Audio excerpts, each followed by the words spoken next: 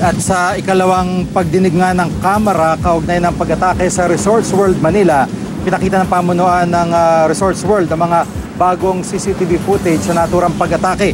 Sa naturang CCTV, maririnig ang takbuhan at sigawan ng mga naroroon sa gusali, pati na rin ang pagpapaputok ng gunman na si Jesse Carlos. Ayon kay Kingson Sian, presidente ng Resorts World Manila, sinabi ng ilang eksperto na nasa 300 putok ng baril ang narinig.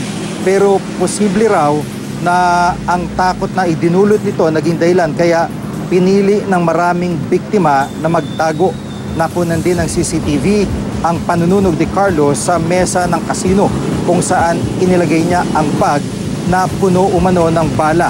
Dagdag pa ng Resorts World, 3 beses bumalik sa chip bank si Carlos. Sa una, tinangay niya ang 113 milyong pisong halaga ng casino chips. Sa pangalawa, nireload ni Carlos ang kanyang baril. Sa pangatlo, muli siyang kumuha ng 60 milyong pisong halaga ng mga chips. As we've mentioned, Your Honor, yung heat ho has to get up to a certain degree. Okay. Yes. So for the record, Kasi- at this point, we do not still notice any sprinklers. Okay, At please. 12:19, wala pa hong sprinkler. For this For that particular particular table. table. Yeah. At this time, nakikita pa ng camera yung nangyayari sa baba. So at this time, yung CCTV ng Resorts World ay maliwanag na iisang tao pa lang ang salarin, di po ba? Mr. Chairman. Yes.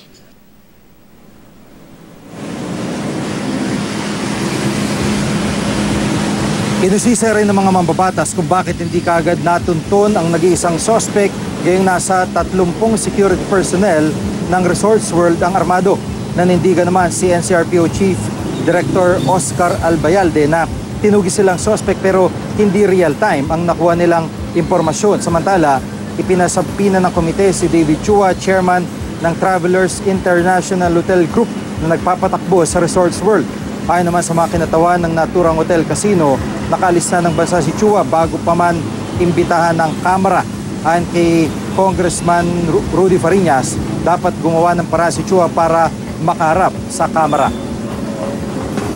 We received the letter on 10:20 on June 13, inviting our chairman, Mr. David Chua.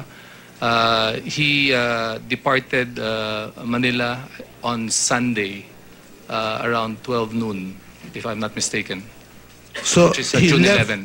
already upon when he received the invitation. No, Your Honor. He left on June 11. We received the invite on June So 13. he has been out of the country since June 11. Yes, Your Honor. Your Honors, Mr. David Chua does not live in the Philippines. Yeah, but he's the chairman Yes, of yes. a corporation where 37 people have died. He does not even find time to come here and personally condole with people or personally see what has happened. He is the chairman of the board, sir.